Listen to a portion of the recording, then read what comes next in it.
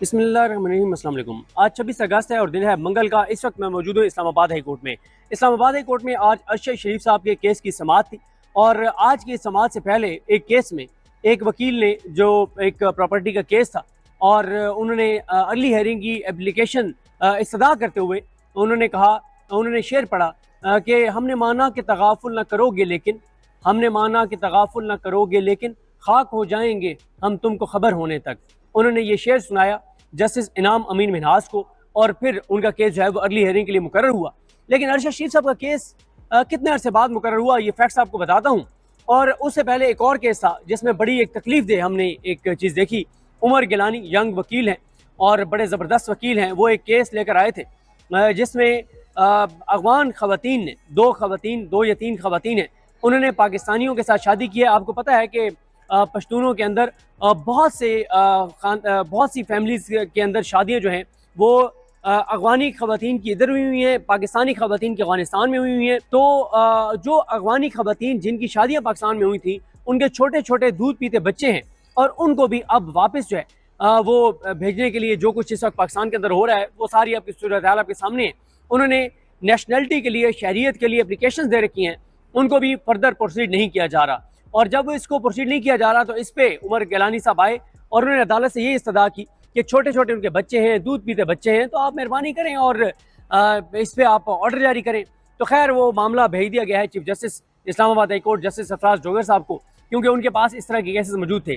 ये जिस तरह से अफगान वो ख़वातीन जिनकी शादियाँ पाकिस्तान में हुई हुई हैं, उनके छोटे छोटे दूध पीते बच्चे हैं, उनको जिस तरह से ये उनको वापस भेजने के लिए दबाव डाला जा रहा है, जो चीज़ें की जा रही हैं, ये चीज़ें मुनासिब नहीं है। इससे कोई पाकिस्तान का भला नहीं हो रहा। अब आते हैं अरशद शरीफ साहब के केस के ऊपर। अरशद शरीफ साहब के केस में जुडिशल कमीशन बनाने के लिए हामिद मीर साहब ने एक दरख्वास्त दायर की थी। उस दरख्वास्त के अंदर इमरान रियाज खान साहब भी को पेटिशनर हैं। इमरान रियाज खान साहब बाद अज़ां जो है उनके साथ पेटिशनर बने हामिद मीर साहब के साथ, और इसमें जो वकील हैं वो हैं शुएब रज़ाक, बैरिस्टर शुएब रज़ाक वकील हैं। आपको एक चीज़ बताना फैक्ट ज़रूरी है कि अरशद शरीफ साहब 22 अक्टूबर 2022 को उनकी शहादत हुई, बेदर्दी से उनको कत्ल किया गया कीनिया के अंदर। 27 अगस्त 2024 22 अक्टूबर 2022 को शहीद होने वाले अरशद शरीफ साहब के लिए जब हामिद मीर साहब इस्लामाबाद हाई कोर्ट में आए कि कुछ भी नहीं हो रहा, जुडिशल कमीशन बनाया जाए, तो 27 अगस्त 2024 यानी 676 दिन बाद, अरशद शरीफ साहब की शहादत के 676 दिन बाद साबिक chief justice Islamabad high court justice Aamir Farooq जो इस ओहदे पर बैठे थे, तो जो उन्होंने आइन कानून पाकिस्तान के लोगों, पाकिस्तान के अवाम इंसाफ के साथ जो कुछ उन्होंने किया वो मुझे बताने की ज़रूरत नहीं है, आपको दोबारा बताना टाइम का ज़्या होगा। तो 676 दिन बाद 27 अगस्त 2024 को अरशद शरीफ साहब की केस में जुडिशल कमीशन बनाने की दरख्वास्त पर फैसला महफूज होता है और उसके बाद आमिर फारूक साहब चले जाते हैं सुप्रीम कोर्ट ऑफ पाकिस्तान। और आज 23 अगस्त 2024 को फैसला महफूज हुआ था। आज 27 अगस्त को फैसला महफूज हुआ था 2024 में। आज 26 अगस्त 2025 को 364 दिन बाद वही केस दोबारा लगाया जाता है अरशद शरीफ साहब का। और ये केस छुट्टियों में लगता है, छुट्टियों में अर्जेंट केसेस लगते हैं। भाई इस केस में तो अर्जेंसी बाज़ाहिर नहीं थी, तो फिर क्यों लगाया गया? वाज़ेह है कि इस केस को लगाने का मकसद ये है कि अरशद शरीफ साहब की फाइल को क्लोज किया जाए, मुस्तकिल तौर पर इस चैप्टर को क्लोज किया जाए। और इस वक्त जो आइडियल सूरत हाल है इस निज़ाम के लिए कि सारी अदालतें अपनी हैं, आइनी बेंच अपना है, हाजी अमीन अपना है, मोहम्मद अली मज़हर अपना है, हसन अज़हर रिजवी अपना है, मुसरत हिलाली अपनी है, अब शाहिद बिलाल हसन अपना है, अब अली बाकी नच्चू उसमें बैठे हैं, आमिर फारूक बैठे हैं, मतलब पूरा आइनी बेंच माशाल्लाह बैठा हुआ है। तो सारे अल्हम्दुलिल्लाह अपने जज हैं। तो इधर हाई कोर्ट में भी अब इस वक्त अपने जज हैं। अब जब इसकी ICA फाइल होगी, ये क्योंकि आज फैसला महफूज हो गया और कमीशन बनाने की दरख्वास्त जब मुस्तरद होगी तो इसके ऊपर जो इंटर कोर्ट अपील जाएगी वो जाएगी जस्टिस जोगर के पास और जस्टिस आसिफ अपने पास लगा लेंगे। जस्टिस जोगर या किसी और दो ऐसे जजों के पास लगा लेंगे, सामने लगा लेंगे जो 26वीं आईनी तरमीम की पैदावार है, क्योंकि इनाम अमीन मिन्हास भी 26वीं आईनी तरमीम की पैदावार है। अब होना तो ये चाहिए था कि ये केस, जितना अहम ये केस है पाकिस्तान और पाकिस्तानियों के लिए, जो कहा उन्होंने बैरिस्टर शुएब रज़ाक साहब ने, ये केस इस्लामाबाद हाई कोर्ट के हलफ से वफा करने वाले किसी आज़ाद जज के पास लगना चाहिए था। ये केस लगना चाहिए था जस्टिस मोहसिन अख्तर कियानी साहब के पास, तारिक महमूद जहांगीरी साहब के पास, बाबर सत्तार साहब के पास, समन रिफत इम्तियाज साहबा के पास, सरदार इजाज इसा खान साहब, इनके सामने लगना चाहिए था। लेकिन बदकिस्मती से ये केस लगा दिया गया इनाम अमीन मिन्हास साहब के पास। क्यों लगाया गया ये भी मुझे आपको बताने की जरूरत नहीं है, आप खुद माशाल्लाह बहुत ही समझदार हैं, आप चीज़ों को सुनते रहते हैं और देखते रहते हैं। अब आप ये देखें कि आज अरशद शरीफ साहब की शहादत को हो गए 1039 दिन।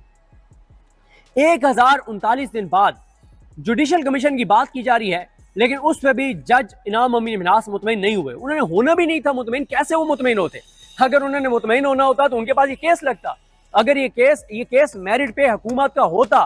दूसरी बात मुझे एक और समझ नहीं आती कि अगर अरशद शरीफ साहब को कीनिया में शहीद किया गया है और पाकिस्तान के इंटरनल लोगों का उससे कोई तल्लुक नहीं है, तो आपको क्या मसला है? बना दें जुडिशल कमीशन, बना दें आजाद जजों पर मुश्तमिल जुडिशल कमीशन, करने दें उसको तहकीकात। साबित हो जाएगा कि उनको कीनिया में किसी ने कत्ल किया है, बात साबित हो जाएगी। आपको इतनी परेशानी क्यों है? आप क्यों नहीं जुडिशल कमीशन बनवाना चाहते? क्यों आप जुडिशल कमीशन की मुखालफत कर रहे हैं? ये एक बड़ा जो है वो सवाल है। अब आ जाए जनाब, दलाइल का आगाज किया शुएब रज़ाक साहब ने। उन्होंने कहा सर हम 3 चीजें चाहते हैं। पहली ये कि अरशद शरीफ साहब पर जो FIR हुई पाकिस्तान में, वो किन हालात में हुई, किसने वो FIR करवाई। दूसरा उन्होंने कहा कि उनको मुल्क छोड़कर क्यों जाना पड़ा, क्यों वो मुल्क छोड़कर जाने पर मजबूर हुए। तीसरा उन्होंने कहा कि UAE में क्यों उनको UAE छोड़कर और कीनिया जाना पड़ा। और चौथा यह कि कीनिया में किन हालात में और किसने उनको शहीद किया और करवाया। फिर उन्होंने बताया कि उनके ऊपर अरशद शरीफ साहब के ऊपर 16 FIR थी। अरशद शरीफ साहब ने दोस्तों और फैमिली को कहा कि वो मुल्क वापस आ रहे हैं और उनको शहीद कर दिया गया। सुप्रीम कोर्ट में ये मामला 3 साल से पेंडिंग है। हामिद मीर कमीशन को उन्होंने बताया कि जब हामिद मीर साहब पर हमला हुआ और उसका कमीशन बना, उस कमीशन की रिपोर्ट पब्लिक नहीं हो रही थी। तो अरशद शरीफ पेटिशनर थे, वकील शुएब रज़ाक थे इस्लामाबाद हाई कोर्ट में, और अरशद शरीफ साहब ये दरख्वास्त लेकर आए थे अपने वकील शुएब रज़ाक के जरिए कि हामिद मीर पर हमले की जो कमीशन रिपोर्ट है सुप्रीम कोर्ट की, वो पब्लिक करने का हुक्म जारी किया जाए।